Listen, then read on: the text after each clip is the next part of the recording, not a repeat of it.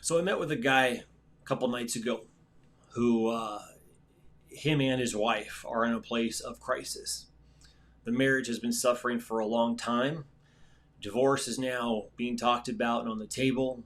They're still living in the same house in separate rooms, so a little bit more roommate syndrome. And this man waited quite a while to reach out to me. Now, he was encouraged to reach out to me a year ago. And I got a call from him just a couple days ago. And he's like, all right, I just need to tell you what's going on. And I said, well, we need to have a deeper conversation than a quick little call here.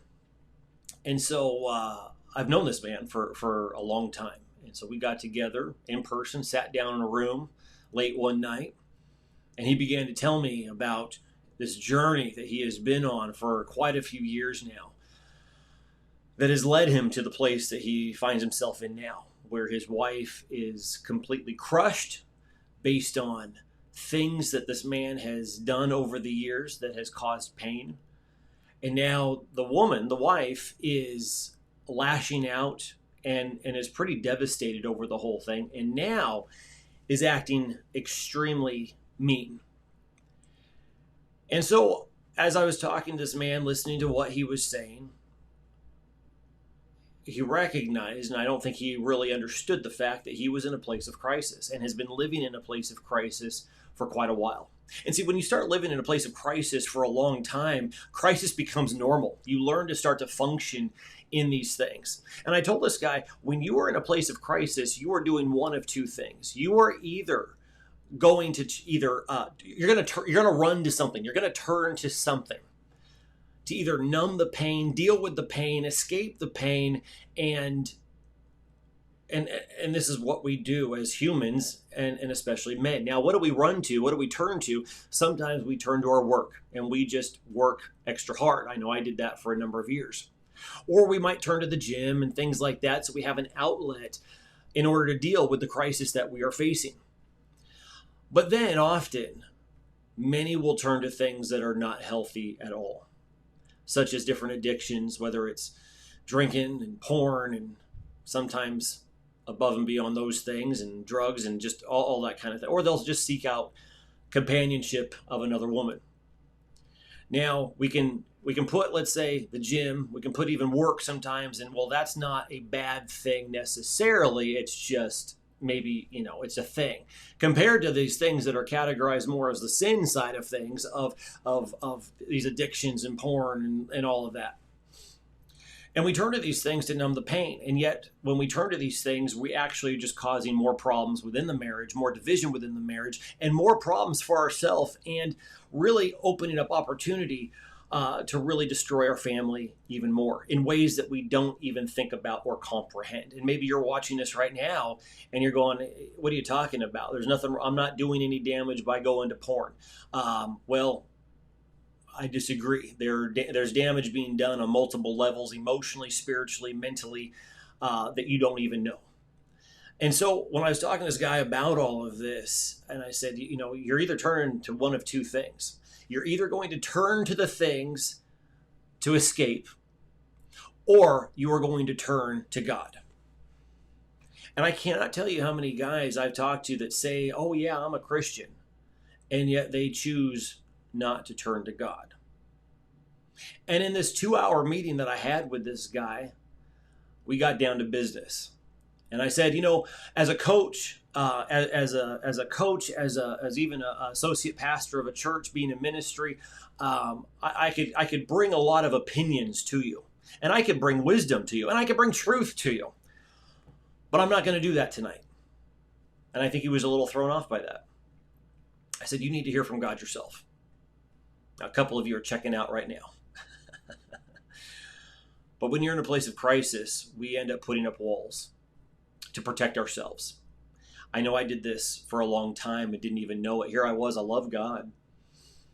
One of the most important things to me.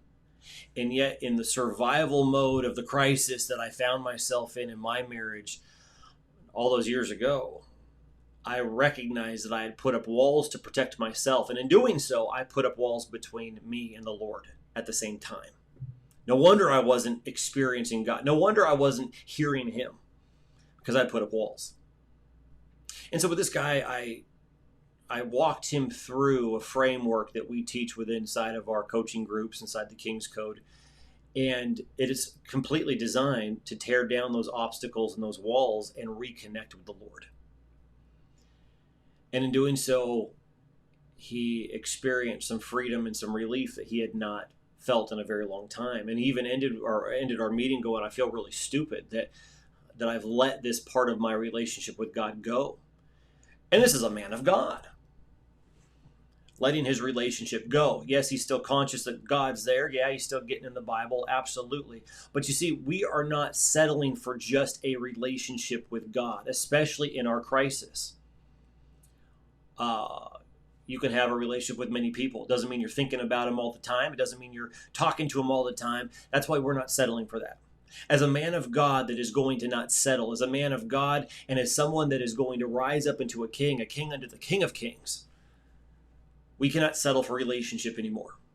We have to pursue unbroken fellowship with God. And as I told this man, and as I have told hundreds, if not thousands of men over the past couple of years, I said, this isn't about even trying to restore your marriage in this moment in time. This is about you rising up into a man that God has called you to be and trusting him with the outcome. And some of you watching this has even heard me say that because I've said it to you more than once. But this is about you truly, truly embracing who God has called you to be and going after unbroken fellowship with him and allowing him, the God of the impossible and too late, to do a thing inside of your marriage. If you do it any other way, it will fail. So if you find yourself in a place of crisis, I'm not telling you to do anything. There's no call to action in this video. I'm not telling. All I'm saying is you got to get your priorities straight.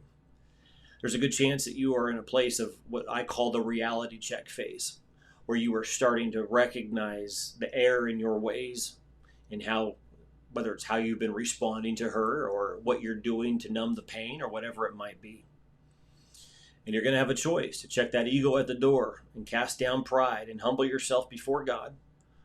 Or you can continue down the road that is only going to continue to destroy the very things that you're fighting for. It's food for thought today. If you find yourself in a place of crisis, I'm telling you, don't settle.